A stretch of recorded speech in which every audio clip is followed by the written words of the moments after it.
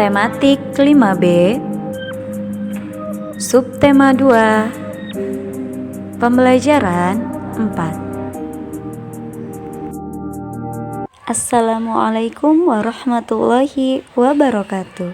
Sobahul khair. Kaifa halukum? Selamat pagi kakak-kakak 5 Torik bin Ziyad. Bagaimana kabarnya hari ini? Semoga semuanya dalam keadaan sehat dan baik. Hari ini kita akan belajar tematik kembali. Mari kita buka pembelajaran hari ini dengan mengucapkan ayatul basmalah. Bismillahirrahmanirrahim. Sekarang buka buku paket tematik 5B-nya, halaman 54. Jenis-jenis usaha ekonomi yang dikelola secara perorangan dan kelompok. Pada pembelajaran sebelumnya, kita telah mempelajari jenis-jenis kegiatan usaha ekonomi masyarakat. Ada yang berdagang, bertani, dan lain sebagainya. Nah, tahukah kalian bahwa jenis-jenis kegiatan usaha ekonomi masyarakat tersebut ada yang dikelola secara perorangan dan ada pula yang dikelola secara berkelompok. Nah, usaha ekonomi berkelompok ini disebut juga badan usaha perhimpunan atau persekutuan. Apa itu usaha ekonomi perorangan? Usaha ekonomi perorangan adalah kegiatan yang dikelola oleh pemiliknya sendiri tanpa melibatkan pemodal lain. Biasanya usaha ekonomi ini memiliki modal yang terbatas. Keunggulan dari usaha ekonomi perorangan diantaranya yang pertama yaitu pemilik tidak membagi keuntungan dengan orang lain.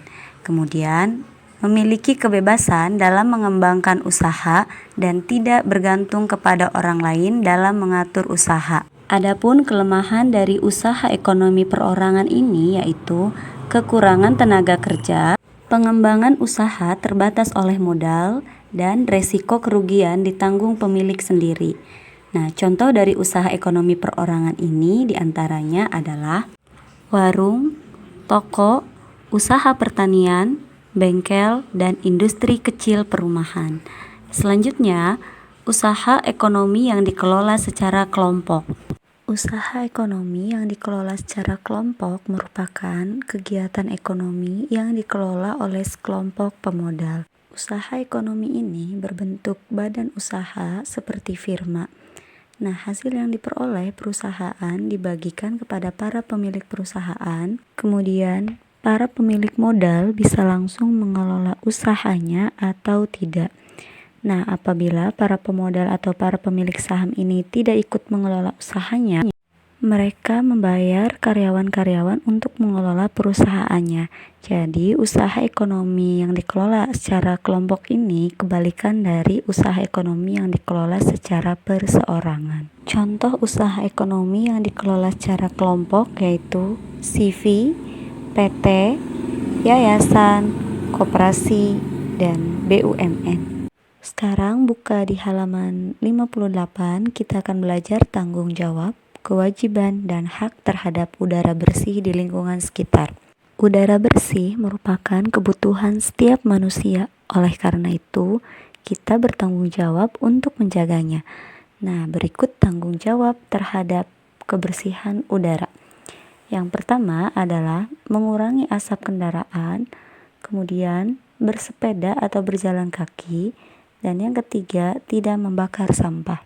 Selanjutnya, kewajiban menjaga kebersihan udara. Yang pertama, mengurangi penggunaan kendaraan, melakukan penanaman pohon, kemudian menjaga kelestarian lingkungan, dan mengurangi penggunaan gas-gas kimia.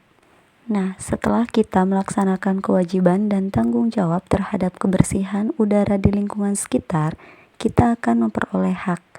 Di antaranya sebagai berikut. Yang pertama yaitu menikmati lingkungan sehat, terbebas dari pencemaran lingkungan. Yang ketiga yaitu memperoleh udara yang bersih dan sehat, terbebas dari penyakit. Dan yang terakhir, memperoleh lingkungan yang sehat dan nyaman. Selanjutnya, buka di halaman 60, dampak kegiatan ekonomi terhadap kesejahteraan masyarakat. Nah, kegiatan ekonomi ini dibedakan menjadi 3. Ada produksi, distribusi, dan konsumsi. Produksi ini merupakan kegiatan yang menghasilkan barang untuk memenuhi kebutuhan hidup. Contohnya pembuatan baju seragam sekolah.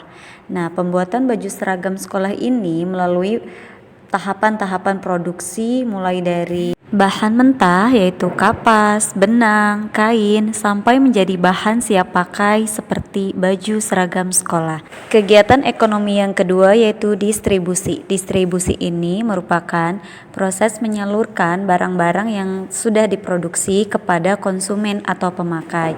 Contohnya adalah seragam sekolah. Seragam sekolah ini dijual ke toko perlengkapan sekolah. Yang ketiga yaitu kegiatan ekonomi konsumsi. Barang-barang hasil produksi dimanfaatkan atau dipakai oleh konsumen. Nah, ini disebut konsumsi. Contohnya adalah baju seragam yang sudah dibeli dipakai siswa untuk pergi ke sekolah. Nah, itu tadi materi untuk hari ini. Semoga bisa difahami. Syukran katsiron. Wassalamualaikum warahmatullahi wabarakatuh.